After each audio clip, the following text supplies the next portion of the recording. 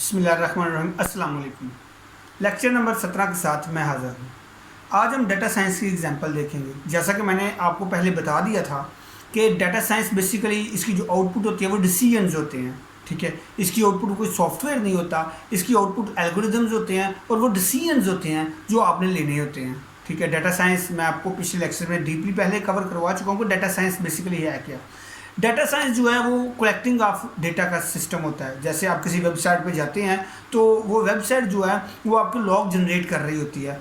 वो वेबसाइट देख रही होती है कि आपने कौन कौन सी चीज़ें विज़िट की और किन किन चीज़ों को आपने टच किया, किन किन चीज़ों के बारे में आपने जो है ना अपनी राय जाहिर की कि आप इनको बाई करेंगे। मैं ये सिंपल एग्जांपल आपको दे रहा हूँ।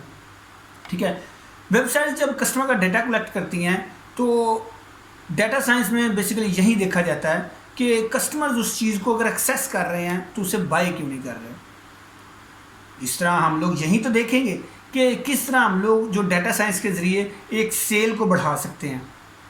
होगा क्या कि जब मैं एक अली एक्सप्रेस की वेबसाइट से जाता हूँ, चलें अली एक्सप्रेस से छोड़ें, किसी और वेबसाइट को लगा लेते हैं। किसी और वेबसाइट के ऊपर कुछ मटेरियल पड़ा हुआ है, उनके जो मुकामी लोग हैं उनको वो नहीं चाहिए, उस कंट्री के लोगों को वो दूसरे कंट्री के लोगों को चाहिए, और लोग वो इसको इग्नोर क्यों कर रहे हैं, सेल कम क्यों हो रही है, कि जिसकी शिपिंग कॉस्ट है वो बहुत ज़्यादा पड़ रही है। अब डाटा साइंस के ज़रिए हम लोगों ने एनालिसिस लेने होते हैं, तो जब वो मशीन का डाटा जनरेट हो रहा होगा तो आप लोग देखेंगे कि एक यूज़र जो उसको एक्सेस करता है उसका लॉग जनरेट हो रहा है, वो उसको बाय क्यों नहीं कर रहा, क्योंकि उससे शिपिंग कॉस्ट बहुत ज़्यादा पड़ रही है।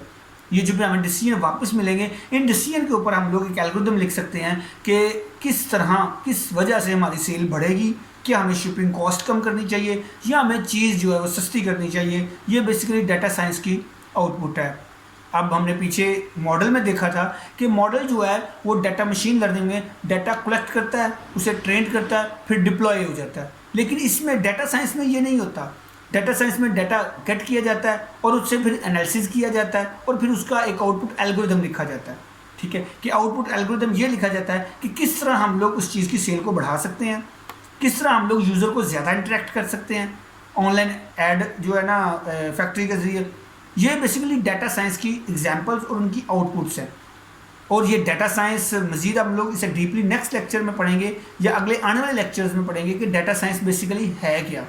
अभी आपको रिवीजन से पता चल गया होगा कि डाटा साइंस का जो आउटपुट होता है वो कोई सॉफ्टवेयर या हार्डवेयर नहीं होता, वो एक एल्गोरिदम होता है या हाइपोथेसिस होता है कि किस तरह हम लोग अपनी जो है ना उसके ज़रिए सेल बढ़ा सकते हैं, या क्या कौन सी ऐसी वजूहत हैं जिन वजूहत के बिना हमारे पास कस्टमर नहीं आ रहा या हमारी वेबसाइट के ऊपर लोग नहीं आ रहे। ये सिंपल एग्जांपल है।